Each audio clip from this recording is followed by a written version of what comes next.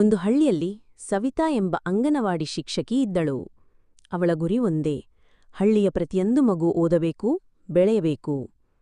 ಪ್ರತಿದಿನ ಅವಳು ಮಕ್ಕಳಿಗೆ ಓದುಬರಹ ಮಾತ್ರವಲ್ಲ, ಆರೋಗ್ಯ, ಸ್ವಚ್ಛತೆ ಮತ್ತು ಸತ್ಕಾರ್ಯಗಳ ಪಾಠ ಕಲಿಸುತ್ತಿದ್ದಳು. ಆದರೆ ಹಳ್ಳಿಯಲ್ಲಿ ರಮೇಶ್ ಎಂಬ ಬಾಲಕ ಇದ್ದ. ಅವನು ಬಡ ಕುಟುಂಬದವನು. ಪೋಷಕರಿಗೆ ಶಿಕ್ಷಣದ ಮಹತ್ವ ಗೊತ್ತಿರಲಿಲ್ಲ. ಆದ್ದರಿಂದ ರಮೇಶ್ ಶಾಲೆಗೆ ಬರಲು ಹಿಂಜರಿಯುತ್ತಿದ್ದ. ಸವಿತಾ ಅವನ ಮನವೊಲಿಸಲು ಪ್ರತಿದಿನ ಮನೆಗೆ ಹೋಗುತ್ತಿದ್ದಳು. ಅವನಿಗೆ ಕತೆ ಹೇಳುತ್ತಾ, ಆಟಿಕೆ ತೋರಿಸುತ್ತಾ, ಶಾಲೆಗೆ ಬರಲು ಪ್ರೋತ್ಸಾಹಿಸುತ್ತಿದ್ದಳು. ಕೊನೆಗೆ ರಮೇಶ್ ಶಾಲೆಗೆ ಬರಲು ಶುರುಮಾಡಿದ. ಮೆಚ್ಚಿನ ಶಿಕ್ಷಕಿಯ ಪ್ರೋತ್ಸಾಹದಿಂದ ಅವನು ಓದಿನಲ್ಲಿ ಮುನ್ನಡೆದು ಶಿಸ್ತಿನಲ್ಲೂ ಮೊದಲಾದನು. ವರ್ಷಗಳ ನಂತರ ಅವನೇ ಆ ಹಳ್ಳಿಯ ಮೊದಲ ವೈದ್ಯನಾಗಿ ಬೆಳೆದ.